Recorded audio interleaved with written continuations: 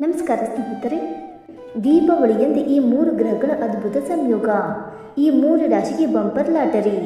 ಹೌದು, 2025ರ ದೀಪಾವಳಿ ಹಬ್ಬವನ್ನು ಅಕ್ಟೋಬರ್ 20ರಂದು ಆಚರಿಸಲಾಗುವುದು. ಈ ಬಾರಿಯ ದೀಪಾವಳಿ ಸಂದರ್ಭದಲ್ಲಿ 3 ರಾಶಿಗೆ ಸೇರಿದ ಜನರ ಅದೃಷ್ಟವೇ ಬದಲಾಗುವ ಯೋಗವಿದೆ. ಆ ಲಕ್ಕಿ ರಾಶಿಗಳ ಬಗ್ಗೆ ತಿಳಿಯೋಣ. ಜ್ಯೋತಿಷ್ಯ ಶಾಸ್ತ್ರದ ಪ್ರಕಾರ ಈ ವರ್ಷದ ದೀಪಾವಳಿಗೆ ವಿಶೇಷವಾದ ಮಹತ್ವವನ್ನು ನೀಡಲಾಗಿದೆ.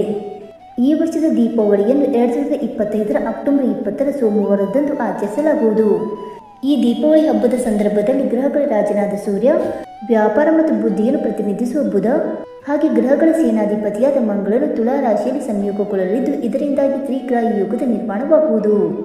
ಈ ಶುಭ ಯೋಗದಿಂದಾಗಿ ಕೆಲವು ರಾಶಿಗೆ ಸೇರಿದ ಜನರು ತಮ್ಮ ಜೀವನದಲ್ಲಿ ಅದೃಷ್ಟದಲ್ಲಿ ವೃದ್ಧಿ, ಆರ್ಥಿಕ ಲಾಭ ಮತ್ತು ಪ್ರಗತಿಯನ್ನು ಗಳಿಸುವ ಯೋಗವಿದೆ.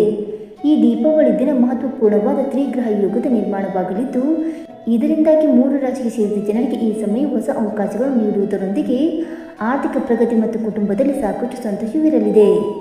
ಹಾಗಾದರೆ ಆ ಅದೃಷ್ಟಶಾಲಿ ರಾಶಿಗಳು ಯಾವುವೆಂದು ತಿಳಿದುಕೊಳ್ಳೋಣ ಬನ್ನಿ ಸ್ನೇಹಿತರೆ. ಅದಕ್ಕೂ ಮುಂಚೆ ನೀವು ನಮ್ಮ ಚಾನಲ್ಗೆ ಸಬ್ಸ್ಕ್ರೈಬ್ ಮಾಡದೆ ನೋಡ್ತಾ ಇದ್ದರೆ ದಯವಿಟ್ಟು ನಮ್ಮ ಚಾನಲ್ಗೆ ಸಬ್ಸ್ಕ್ರೈಬ್ ಮಾಡ್ಕೊಳ್ಳಿ ಸ್ನೇಹಿತರೆ. ಹಾಗೆ ನೀವು ಕೂಡ ಸೂರ್ಯದೇವನ ಭಕ್ತರಾಗಿದ್ದರೆ ವಿಡಿಯೋಗೊಂದು ತಪ್ಪದೆ ಲೈಕ್ ಕೊಟ್ಟು ಓಂ ಸೂರ್ಯದೇವಾಯ ನಮಃ ಎಂದು ಕಮೆಂಟ್ ಮಾಡಿ. ಮೊದಲನೆಯದಾಗಿ ತುಲಾ ರಾಶಿ. ಈ ವರ್ಷದ ದೀಪಾವಳಿ ಹಬ್ಬದ ಸಂದರ್ಭದಲ್ಲಿ ತ್ರಿಗ್ರಹ ಯೋಗದ ನಿರ್ಮಾಣವು ನಿಮ್ಮದೇ ಆದ ತುಲಾ ರಾಶಿಯಲ್ಲಿ ಸಂಭವಿಸಲಿದೆ. ಇದರಿಂದಾಗಿ ನಿಮಗೆ ಅತ್ಯಂತ ಲಾಭದಾಯಕವಾದ ಫಲಿತಾಂಶ ದೊರಕುವುದು. ಈ ಅವಧಿಯಲ್ಲಿ ತುಲಾ ರಾಶಿಗೆ ಸೇರಿದ ಜನರ ಆತ್ಮವಿಶ್ವಾಸ ಮತ್ತು ಆಕರ್ಷಣೆಯಲ್ಲಿ ಸಾಕಷ್ಟು ವೃದ್ಧಿಯನ್ನು ಈ ಅವಧಿಯಲ್ಲಿ ಹೊಂದಬಹುದಾಗಿದೆ. ಈ ತ್ರಿಗ್ರಹ ಯೋಗದ ಶುಭ ಸಂದರ್ಭದಲ್ಲಿ ತುಲಾ ರಾಶಿಗೆ ಸೇರಿದ ಜನರ ಅಪೂರ್ಣ ಕೆಲಸಗಳೆಲ್ಲ ಪೂರ್ಣಗೊಳ್ಳಲಿದೆ ಮತ್ತು ಅದರೊಂದಿಗೆ ಗೌರವ ಮತ್ತು ಖ್ಯಾತಿಯಲ್ಲಿ ಸಾಕಷ್ಟು ಹೆಚ್ಚಳವಾಗುವ ಸಂಭವವಿದೆ. ಹಾಗೆ ತುಲಾ ರಾಶಿಗೆ ಸೇರಿದ ಜನರ ಆರೋಗ್ಯ ಈ ಸಮಯದಲ್ಲಿ ಉತ್ತಮವಾಗಿರುವುದು. ಹಾಗೆ ಮಾನಸಿಕವಾಗಿ ನೀವು ಸಾಕಷ್ಟು ಸುಖ ಸಮೃದ್ಧಿಯನ್ನು ಹೊಂದುವಿರಿ.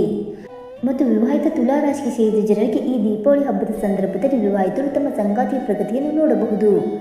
ಜೊತೆಗೆ ಈ ಸಮಯದಲ್ಲಿ ನಿಮ್ಮ ಆದಾಯದಲ್ಲಿ ಸಾಕಷ್ಟು ಹೆಚ್ಚಳವನ್ನು ಹೊಂದುವಿರಿ. ಎರಡನೆಯದಾಗಿ ಧನುರಾಶಿ.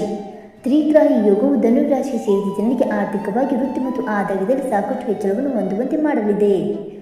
ಈ ಯೋಗದ ನಿರ್ಮಾಣವು ಧನುರಾಶಿಗೆ ಸೇರಿದ ಜನರ ಲಾಭದ ಮನೆಯಲ್ಲಿ ಸಂಭವಿಸಲಿದೆ. ಹಾಗಾಗಿ ಈ ಅವಧಿಯಲ್ಲಿ ನಿಮ್ಮ ಆದಾಯವನ್ನು ಹೆಚ್ಚಿಸಲು ನಿಮಗೆ ಹೊಸ ಹೊಸ ಮಾರ್ಗಗಳು ಗೋಚರಿಸಲಿದೆ. ಜೊತೆಗೆ ವ್ಯಾಪಾರವನ್ನು ಮಾಡುವ ಧನುರಾಶಿಗೆ ಸೇರಿದ ಜನರಿಗೆ ಈ ಸಂದರ್ಭದಲ್ಲಿ ಹೊಸ ಅವಕಾಶಗಳು ಅಥವಾ ಪಾಲುದಾರಿಕೆಗೆ ಉತ್ತಮ ಪ್ರಸ್ತಾಪಗಳು ದೊರಕುವ ಸಂಭವವಿದೆ.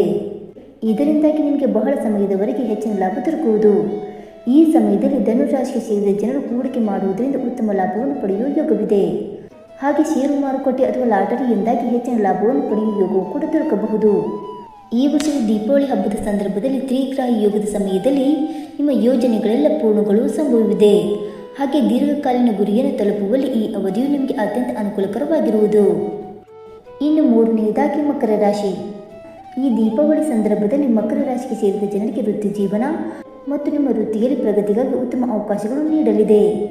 ಈ ಯೋಗವು ನಿಮ್ಮ ರಾಶಿಯ ಕರ್ಮದ ಮನೆಯಲ್ಲಿ ಸಂಭವಿಸಲಿದೆ ಮತ್ತು ಮಕರ ರಾಶಿಗೆ ಸೇರಿದ ಜನರು ತಮ್ಮ ಕೆಲಸಗಳಲ್ಲಿ ಸಾಕಷ್ಟು ಯಶಸ್ಸನ್ನು ಗಳಿಸುವ ಸಂಭವವಿರುವುದು. ಮತ್ತು ಮಕರ ರಾಶಿಗೆ ಸೇರಿದ ಜನರು ತಮ್ಮ ವ್ಯಾಪಾರದಲ್ಲಿ ವಿಸ್ತರಣೆಯನ್ನು ಹೊಂದಲು ಹೊಸ ಅವಕಾಶಗಳು ಪ್ರಾಪ್ತಿಯಾಗುವ ಸಂಭವವಿದೆ. ಜೊತೆಗೆ ಕೆಲಸವನ್ನು ಮಾಡುವ ಮಕರ ರಾಶಿಗೆ ಸೇರಿದ ಜನರು ಈ ಸಮಯದಲ್ಲಿ ಬಡ್ತಿಯನ್ನು ಪಡೆಯುವರು ಅಥವಾ ನೀವು ಅಂದುಕೊಂಡಂತಹ ಸ್ಥಳಕ್ಕೆ ವರ್ಗಾವಣೆಯನ್ನು ಪಡೆಯುವ ಸಂಭವ ಹೆಚ್ಚಾಗಿರುವುದು. ಜೊತೆಗೆ ಮಕರ ರಾಶಿಗೆ ಸೇರಿದ ಜನರು ಸರ್ಕಾರಿ ಕೆಲಸ ಅಥವಾ ಸ್ಪರ್ಧಾತ್ಮಕ ಪರೀಕ್ಷೆಗೆ ತಯಾರಿಯನ್ನು ನಡೆಸುತ್ತಿದ್ದರೆ ಈ ಸಮಯದಲ್ಲಿ ನಿಮಗೆ ಯಶಸ್ಸು ದೊರಕುವ ಸಾಧ್ಯತೆ ಬಹಳಷ್ಟು ಹೆಚ್ಚಾಗಲಿದೆ. ಜೊತೆಗೆ ತಂದೆಯೊಂದಿಗೆ ನಿಮ್ಮ ಸಂಬಂಧದಲ್ಲಿ ಬಹಳಷ್ಟು ಸುಧಾರಣೆಯನ್ನು ಹೊಂದುವಿರಿ ಮತ್ತು ಕುಟುಂಬ ಜೀವನ ಸುಖಮಯವಾಗಿರುವುದು.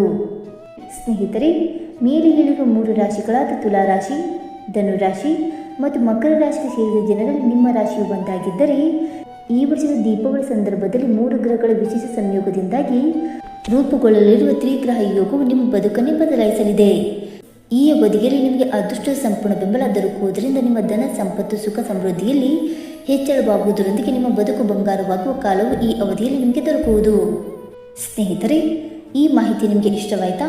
ಇಷ್ಟವಾಗಿದ್ದರೆ ವಿಡಿಯೋಗೊಂದು ಲೈಕ್ ಮಾಡಿ, ಶೇರ್ ಮಾಡಿ. ಹಾಗೆ ನಿಮ್ಮ ಅನಿಸಿಕೆ ಮತ್ತು ಅಭಿಪ್ರಾಯವನ್ನು ತಪ್ಪದೆ ಕಮೆಂಟ್ ಮೂಲಕ ತಿಳಿಸಿ ಸ್ನೇಹಿತರೆ. ವಿಡಿಯೋ ನೋಡಿದ್ದಕ್ಕಾಗಿ ಧನ್ಯವಾದಗಳು. Thank you so much.